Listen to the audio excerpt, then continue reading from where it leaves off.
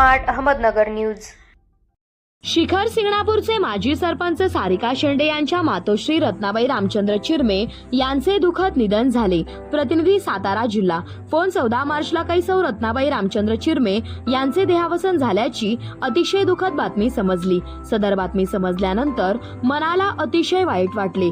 मन अगदी सुन्न झाले। मन मिळावू तरी त्या जुन्या वळणाच्या सुवर्ण आभूषण प्रेमी आणि स्त्री सुलभ स्वभावाच्या होत्या। वृद्धापकाळाने जगाचा निरोप परिवाराला सोडून गेल्या। सौ रत्नाबाई रामचंद्र चिरमे यांना 3 मुले होते। एक मुलगा जॉब करतो कंपनीत, 2 मुलींचे लग्न झाले, एक मुलगी सरपंच झाली, आई बाबांचे स्वप्न पूर्ण केले। सारिका शेंडे शिखर शिंगणापूरचे छोट्याशा गावात सरपंच झाली। सातारा जिल्ह्याचे नाव रोशन केलं।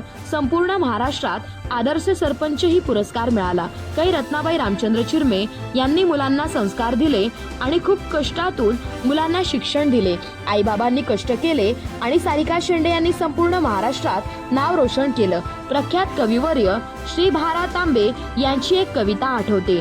जन पळभर म्हणतील हाय हाय, मी जाता मागे राहील कार्य काय। मेघ वर्षतील शेते पिकतील, गर्वाने या नद्या वाहतील, पुन्हा काळजी की न उमटतील, पुन्हा तटावर हेच पाय। कैसौ रत्नाबाई रामचंद्र चिरमे यांना मी या लेखाद्वारे मी भावपूर्ण श्रद्धांजली अर्पण करतो। तसेच ईश्वर त्यांच्या आत्म्यास चिरशांती देवो। डॉक्टर महंत गुरुजी श्रीकांतदासजी रामचंद्र धुमाळ यांनी बिदालतामाण जिल्हा सातारा येथे जाऊन त्याच्या दुःखात सामील झालो। उपस्थित संदीप बिझनेसमॅन व लोकशाही पत्रकार संघ भटक्या विमुक्त जाती जमाती प्रदेशाध्यक्ष महाराष्ट्र आदिवासी अध्यक्ष पत्रकार सुनील सुज्ञान ज्ञानदेव भोसले पुणे आदी यावेळी उपस्थित होते।